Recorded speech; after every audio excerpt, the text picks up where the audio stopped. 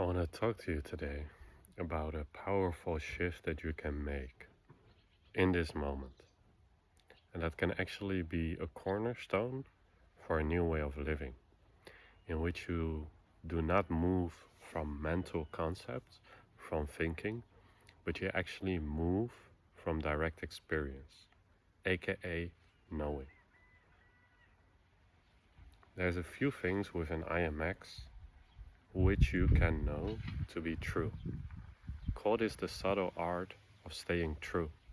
But to stay true, you have to discover, and no one can tell you this, they can point to it, but you have to know it, recognize it, directly experience it for yourself in order to actually know it.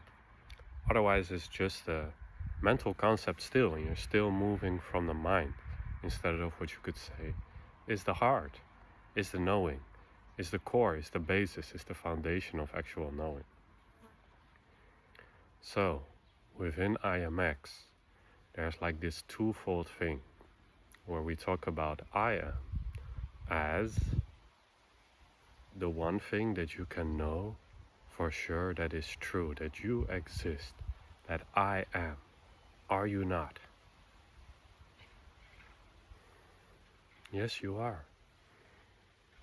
And you can think about this, or you can recognize, yes, I am. I exist. And this existence just is. It's free, it's aware, it's lucid. And there's great freedom in learning to recognize this, because it's not just a thought. You're actually resting in the clarity, the peace, the space that is. And also, as an extension of this, you have the X, which is your blueprint, your expression, your desired manifestation from this ever-free awareness. You chose to experience, express yourself in this specific way. In my case, at least this is how the mind interprets it, it's a state of bliss, a state of light, a state of radiance, of love. And I can know this for myself. I can recognize it just because it feels in integrity. It feels true. And you can do the same for yourself. And then you can actually know. It's not just flimsy, wishful thinking. It's a direct knowing in the heart that you know that you are, and you know what your purpose is, your goal. At least the expression. And then all else will fall into place.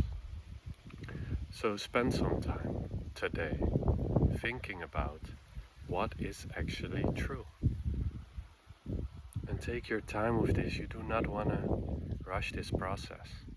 You want to discover what is true for you. And take some time inquiring, investigating, is this really true? And I noticed, at least with my inquiring, it doesn't have to be the case for you, the mind was like, oh, why do you have to be so precise and whatever? Ask yourself, why do I know this to be true? And then investigate it until it's doubtless, until you know it. And then that knowing that comes from a doubtlessness will be the foundation, will be the cornerstone for a new life, which is based in knowing, in the heart, in trust, in faith, in conviction, rather than these flimsy thoughts which keep you on shaky ground all the time. This is my message for today. Find that inner knowing. Spend time asking yourself, what is true? What do I actually know? Until you know it without a shadow of a doubt, and then you will be embodied in it. It will be integrated. And yes, this might take a couple of times. Recognize it again when the mind has taken over. But this is how you build conviction. Because what is true must be true always.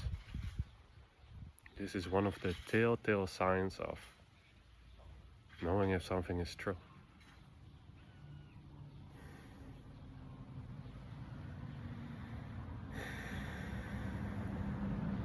Stay true, my friend. Trust in your knowing. Know your knowing.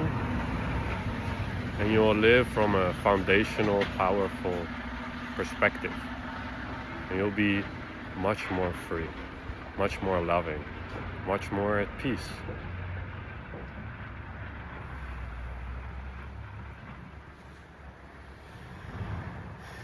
As always,